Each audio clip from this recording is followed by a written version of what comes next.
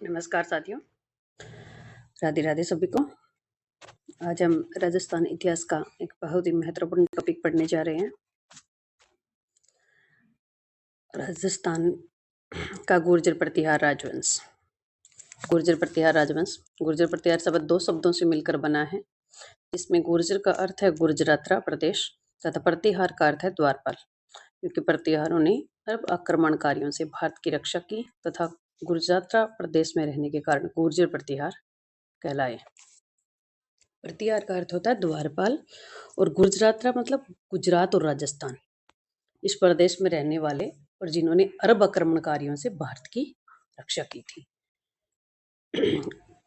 गुर्जर प्रतिहारों का शासन 6 से 10वीं शताब्दी तक रहा है और गुर्जर प्रतिहारों का जो है चरमोत्कर्ष है वो 8वीं से 10वीं शताब्दी में उत्तर भारत में रहा और इनका जो प्रमुख केंद्र है वो दो रहे हैं राजस्थान में, मंडोर और भीनमाल। आरसी मजूमदार ने कहा है कि गुर्जर प्रतिहारों ने 6वीं से 11वीं शताब्दी तक अरब आक्रमणकारियों के लिए बाधक का कार्य किया। जोधपुर के बोक शिलालेख के अनुसार गुर्जर प्रतिहारों का अधिवासन मारवाड़ में लगभग 6वीं शताब्दी के द्वितीय चरण में हो चुका था, यानी 6वीं शताब्दी के द्वितीय चरण में मारवाड़ में अधिवासन था इनका। जोधपुर के बोक शिलालेख के अनुसार आरसी मजूमदार कहते हैं कि 6वीं से 11वीं शताब्दी तक अरब आक्रमणकारियों के लिए बाधा का कार्य किया इन्होंने। आगे है गुर्जर प्रतिहारों का प्रभाव केंद्र जो था वो मारवाड़ था और गुर्जरता प्रदेश की राजधानी जो है भीनमाल जालोर थी। बाणभट्ट ने अपनी पुस्तक हरिश्चरित्र में गुर्जरों का वर्णन किया है और इस वंश की जो प्राचीनता है वो बादामी के चालुक्य नरेश पुलकेशियन द्वितीय के ऐहोल अभिलेख में गुर्जर जाति का सर्वप्रथम उल्लेख मिलता है। बाणभट्ट ने अपनी पुस्तक हर्षचरित्र में गुर्जरों का वर्णन किया है और बादामी के चालुक्य नरेश पुलकेशियन द्वितीय के ऐहोल अभिलेख में गुर्जर जाति का सर्वप्रथम उल्लेख मिलता है। चीनी यात्री ह्वेनसांग के यात्रा वृत्तांत शियुकी में कुचेलो गुर्जर देश का उल्लेख करता है, जिसकी राजधानी पीलोमोलो भीनमाल थी। बादामी के चालुक्य नरेश पुलकेशिन द्वितीय के ऐहोल अभिलेख से गुर्जर जाति का सर्वप्रथम उल्लेख मिलता है। बाणभट्ट ने अपनी पुस्तक हर्षचरित्र में गुर्जरों का वर्णन किया है।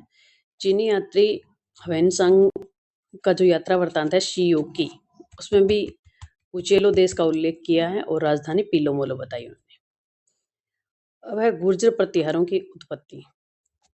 देवली, रांधनपुर, नीलकुंड और करडा अभिलेखों में प्रतिहारों को गुर्जर प्रतिहार कहा गया है। देवली, रांधनपुर, नीलकुंड, करडा, देरानीक अभिलेखों में गुर्जर प्रतिहारों को गुर्जर प्रतिहार कहा गया है। गौरीशंकर हीराचंद ओझा ने प्रतिहारों को क्षत्रिय माना है।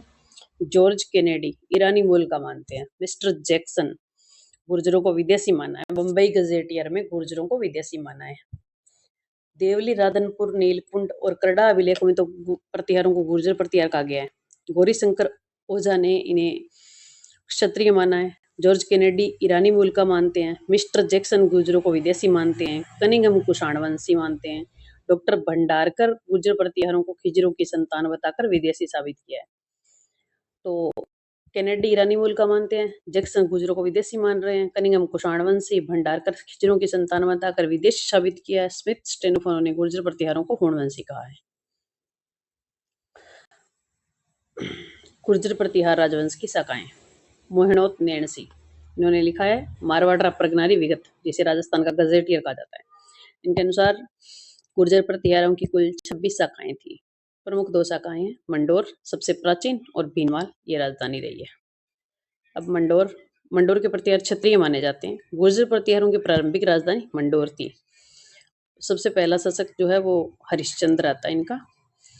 हरिश्चंद्र को प्रतिहारों का गुरु, गुर्जर प्रतिहारों का आदि पुरुष, गुर्जर प्रतिहारों का मूल पुरुष, प्रतिहार वंश का संस्थापक कहते हैं। प्रतिहारों का गुरु, गुर्जर प्रतिहारों का आदि पुरुष, गुर्जर प्रतिहारों का मूल पुरुष, प्रतिहार वंश का संस्थापक कहते हैं किसे? हरिश्चंद्र को। हरिश्चंद्र को विद्वान होने के कारण रोहलिदी भी कहा जाता है। प्रतिहारों का गुरु, गुर्जर प्रतिहारों का आदि पुरुष, मूल पुरुष, संस्थापक, क्योंकि इन्होंने प्रतिहार वंश की स्थापना की थी और विद्वान था इसलिए इसे रोहलिदी भी कहा जाता है। इसकी 2 पत्नियां थी, एक ब्राह्मणी, दूसरी क्षत्रिय। क्षत्रिय पत्नी का नाम भद्रा था जिसके 4 पुत्र थे। भोगवट, कदक, रजिल और तह। भोगवट, कदक, रजिल और तह। हरिश्चंद्र के बाद आता है रजिल, इनका तीसरा पुत्र। गुर्जर प्रतिहार राजवंश के आदि पुरुष तो हरिश्चंद्र थे। तो मंडोर के गुर्जर प्रतिहार राजवंश के संस्थापक रजिल थे। गुर्जर प्रतिहार जो वंश की नींव तो रखी थी हरिश्चंद्र ने, तो इन्हें आदि पुरुष कहा जाता है। पर मंडोर के गुर्जर प्रतिहार राजवंश के संस्थापक रजिल है। प्रतिहार लेखों में हरिश्चंद्र के बाद मंडोर के प्रतिहारों की वंशावली हरिश्चंद्र के तीसरे पुत्र रजिल से, मंडोर के प्रतिहारों की वंशावली जो है वो रजिल से स्टार्ट होती है। रजिल ने 560 ईस्वी में प्रारंभ की थी। रजिल ने मंडोर को जीतकर अपने राज्य की राजधानी बनाया और राजस्व यज्ञ किया। मंडोर को जीता और राजधानी बनाया और राजस्व यज्ञ किया। रजिल ने रोहिस्कुप नगर में महामंडलेश्वर महादेव का मंदिर बनवाया और इसी कारण इनके दरबारी ब्राह्मण नरहरि ने इन्हें राजा की उपाधि से सम्मानित किया।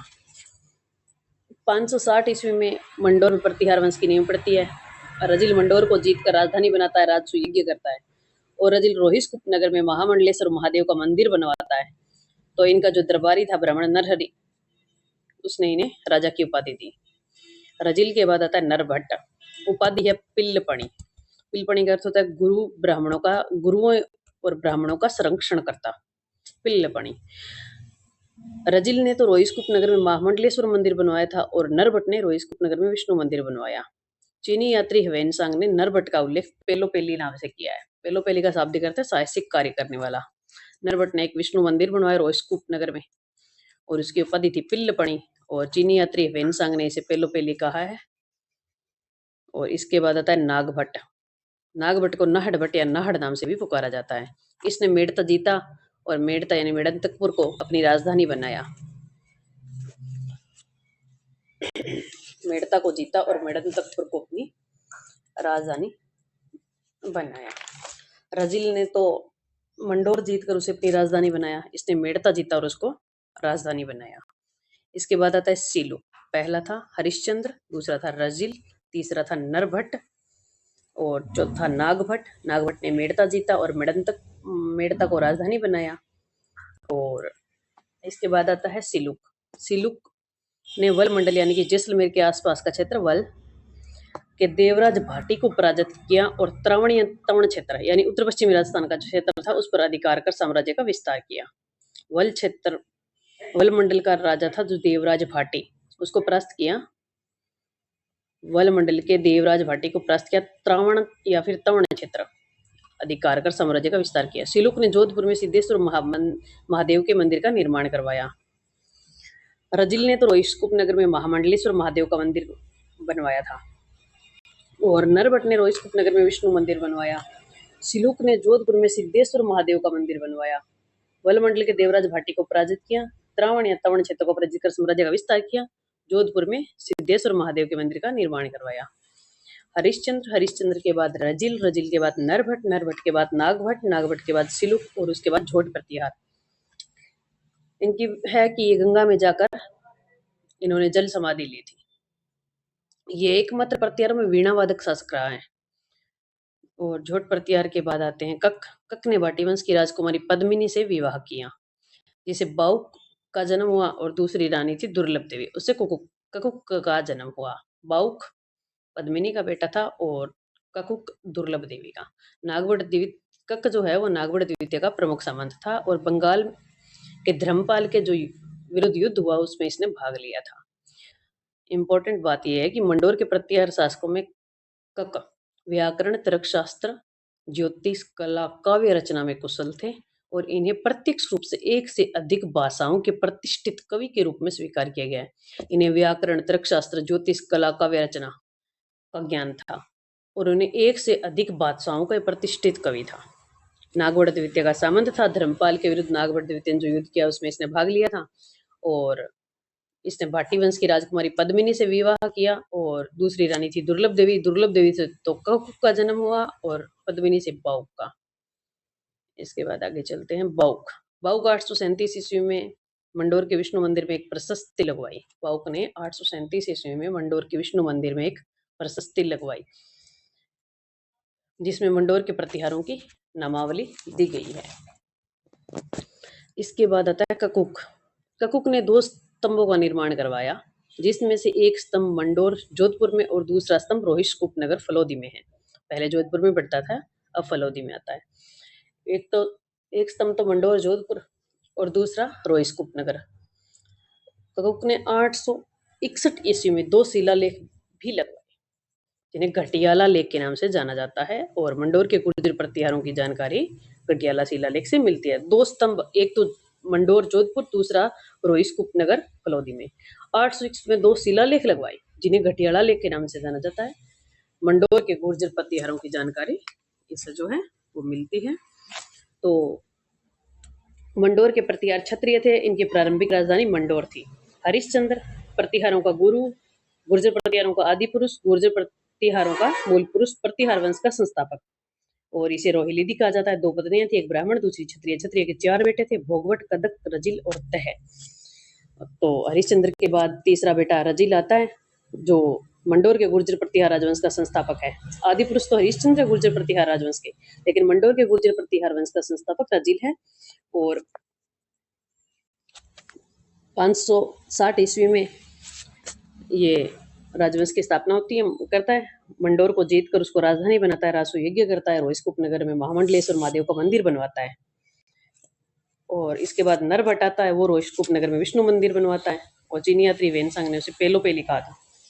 उसके बाद नागभट्ट आता है, मेड़ता को जीतता है और उसको राजधानी बना लेता है। पहले रजिल ने मंडोर को बनाया, दूसरी राजधानी मेड़ता थी नागभट्ट ने।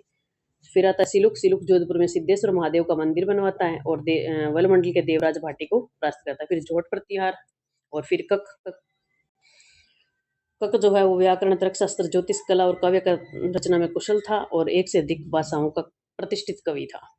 और इसकी 2 रानियां थी, पद्मिनी से बाउक का जन्म हुआ और दुर्लभ देवी से ककुक का, और नागवड़ द्वितीय का संबंध था। धर्मपाल के विरुद्ध युद्ध में इसने भाग लिया। फिर बाउक 837 में मंडोर के विष्णु मंदिर में एक प्रशस्ति लगवाता है, जिससे मंडोर के प्रतिहारों की नामावली दी गई है। इसके बाद है ककुक।